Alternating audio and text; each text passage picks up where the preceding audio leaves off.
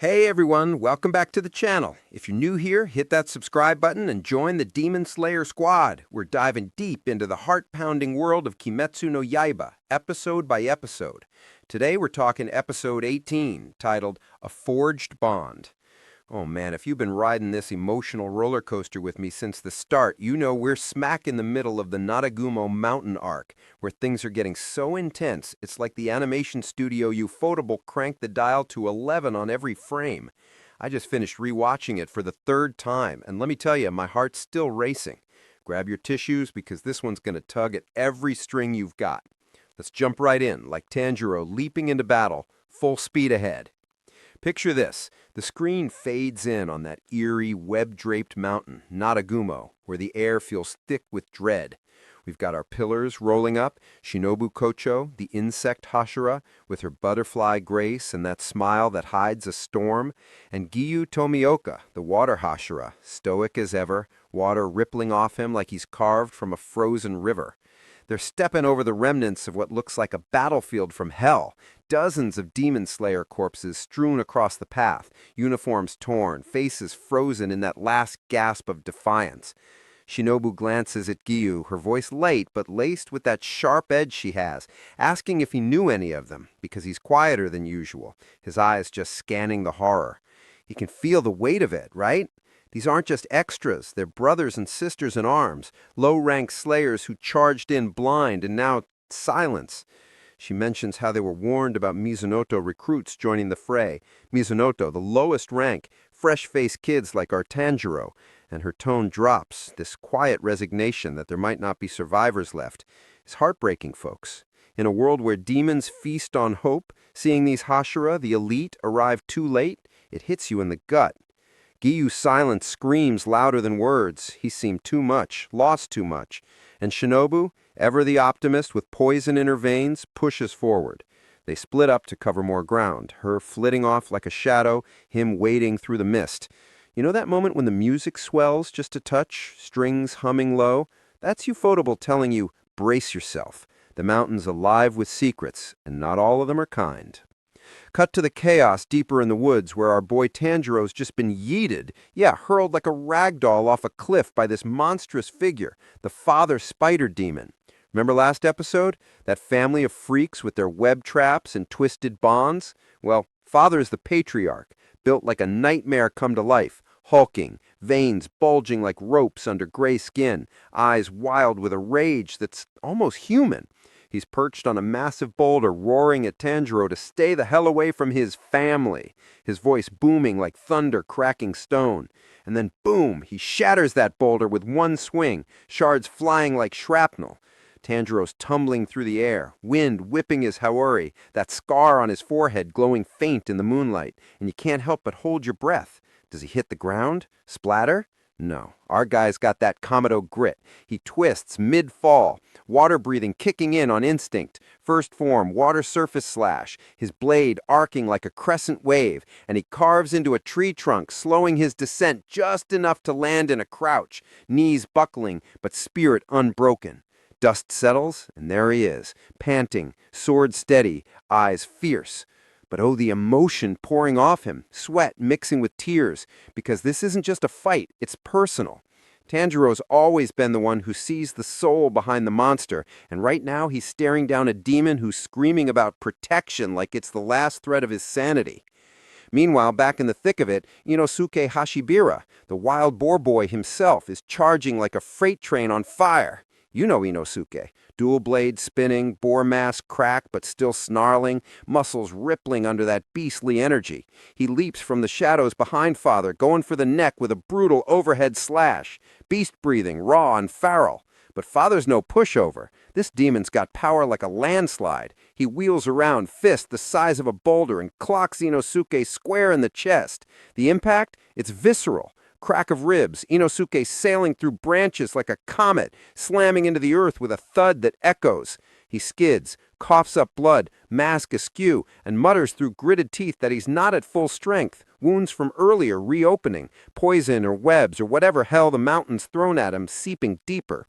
Inosuke, the guy who laughs at pain, is hurting bad. And it's not just physical. There's this flicker in his stance when he pushes up, vulnerability buried under bravado. He's bleeding out, vision blurring, but that fire in his eyes, unquenchable. It's moments like this that make you love him, The loudmouth who fights like a demon but bleeds like a man, refusing to back down even when his body screaming quit. Now let's swing over to the suspended house, that rickety platform tangled in webs high above the forest floor, where Zenitsu Agitsuma's fighting his own war. Poor Zenitsu. The guy's a wreck, passed out cold from sheer terror, but his body's on autopilot, thunder breathing humming through his veins like lightning waiting to strike. He's been chomping on that poison-neutralizing thread, the one from the mother spider's web, trying to buy time for those transformed demon slayers below, the kids turned into half-spider horrors, their eyes wide with fading humanity. Up there, his breathing is ragged, chest heaving like bellows, sweat soaking his uniform. The poison is winning, though. You see it creeping in, his arms going numb first, fingers twitching like they're forgetting how to clench. Then the legs, withering, skin paling, veins blackening as the toxin chews through him. He gasps, body convulsing, that yellow haori stained dark, and for a second it's pure agony etched on his sleeping face. Down below, those spider kids stare up, worried, twisting their mutated features, claws clicking nervously, whispers of, "He's dying for us," hanging in the damp air. Zenitsu is no hero by choice, but damn if he ain't one now, teeth grinding on that thread, lightning crackling faint around his blade. It's emotional whiplash. One minute he's the comic relief, snoring through nightmares. The next he's this tragic figure, sacrificing inch by inch. I teared up here, guys, real talk. In a series full of flashy sword fights, it's these quiet desperations that stick, the ones where you whisper, "Hang on, buddy." And then we drop into the clearing where the real gut punch lands. Tanjiro, still catching his breath from the fall, pushes through the underbrush, Nezuko tucked safe in her box on his back, her little snores of faint comfort in the madness. He stumbles into this scene straight out of a fever dream. Rui, the Lower Moon 5, that pale blue-haired demon boy with eyes like shattered glass, standing over his sister, the daughter spider, bound in his own threads, trembling, tears streaming down her face as he torments her, not with claws or fangs, but words, sharp as his silk, mocking her fear, twisting the knife of their family bond until she's sobbing, her body shaking against the restraints. Rui's face is a mask of cold entitlement, threads glinting like deadly jewelry around his fingers, spinning lazy patterns in the air. It's abuse, pure and simple, dressed up in demonic fairy tale. Tanjiro freezes, horror dawning, his scent-reading nose picking up the stench of despair, the rot of false love. He steps forward, voice cracking with fury and sorrow, calling out Rui. "How can you treat her like this? She's your sister. Family isn't chains. It's trust. It's pain shared, not inflicted." You feel Tanjiro's heart breaking open, that unyielding compassion clashing with rage, his fists clenched so tight his knuckles whiten. Rui just tilts his head, smile thin as a blade, dismissing it all, says something chilling about bonds forged in eternity, how weakness deserves the whip. It's philosophy wrapped in poison, and Tanjiro's having none of it. He shouts back, voice raw, that this isn't family, it's a forgery, a lie, that poisons everyone it touches. The air crackles with tension. Rui's eyes narrow, threads humming taut, and he snarls for Tanjiro to retract it or die. To drive the point home, Rui flicks his wrist, those invisible wires singing through the night, and a brave, unseen demon slayer, lurking in the shadows for a sneak attack, gets diced mid-leap. Cubed, folks, body falling in neat, bloody chunks, uniform fluttering down like confetti from a nightmare. The sound, the spray, it's brutal, final, a stark reminder of Rui's power. Tanjiro's eyes widen, bile rising, but he doesn't flinch. Not our boy. He stands taller, blade drawn, ready to carve truth from deception.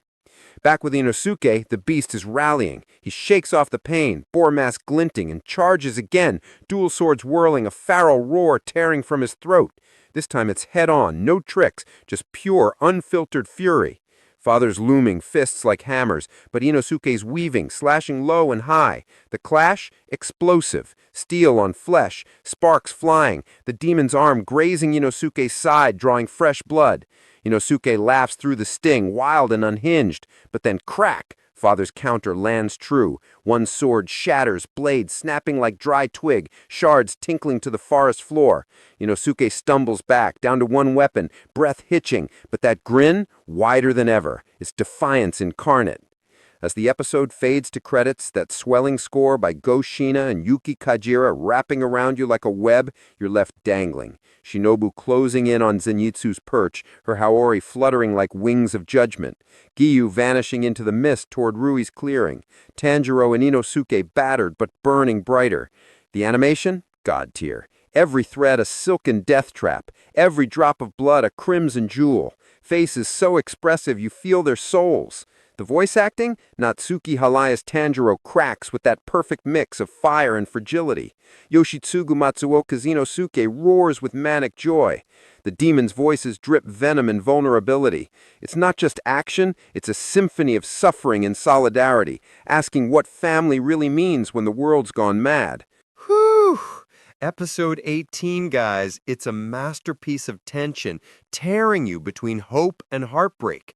If this didn't have you ugly crying or fist pumping, check your pulse. What hit you hardest? Tanjiro's stand, Zenitsu's silent sacrifice, or Inosuke's unbreakable spirit? Drop it in the comments. I read every one.